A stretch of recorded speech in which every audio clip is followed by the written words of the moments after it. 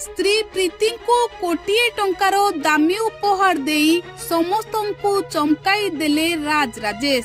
दर्शक बंधु सरीछि आपणको प्रिय अभिनेता राज राजेश को विवाह। आउ गतकाली थिला राज राजेश को मैरेज पार्टी।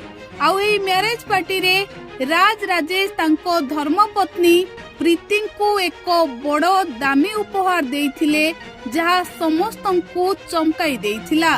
तेबे आसंतु जानिबा राज राजेश तांको स्त्री को केउ उपहार देइथिले जहा समस्तंकु आश्चर्य करिछि।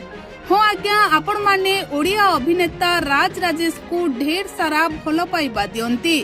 तेबे शेषरे राज राजेश विवाह बंधन रे आबद्ध होइछंती।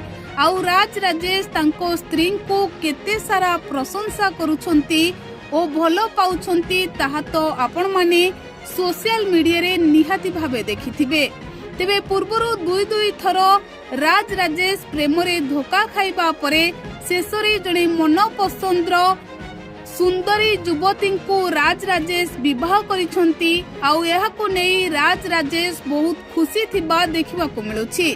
तेबे गतकाली तांको रिसेप्शन पार्टी रे अनेक ओडिया अभिनेता अभिनेत्री माने शामिल होइथिले। आउ समस्ते एही जोड़ी को ढेर सारा आशीर्वाद प्रदान करिथिले। तेबे दर्शक बंधु राज राजेश तांको स्त्री प्रीति को एते सारा भलो पाउछंती, तांकर एते प्रशंसा करूछंती जहाको देखिबा परे समस्ते कहउछंती एही जोड़ी को ऊपरे कहार नजर न लागो। तेबे दर्शक बंधु राज राजेश तांको स्त्री को एते सारा भलो पाइबा देउछंती एहा स्त्री को पई सबुठु बड़ दामी उपहार बोली लोके कहउछंती। तेबे दर्शक बंधु आपनकु एही जोड़ी किपरि लागुछंती आमकु कमेंट माध्यम रे लेखि आपण माने निहाती जणांतु।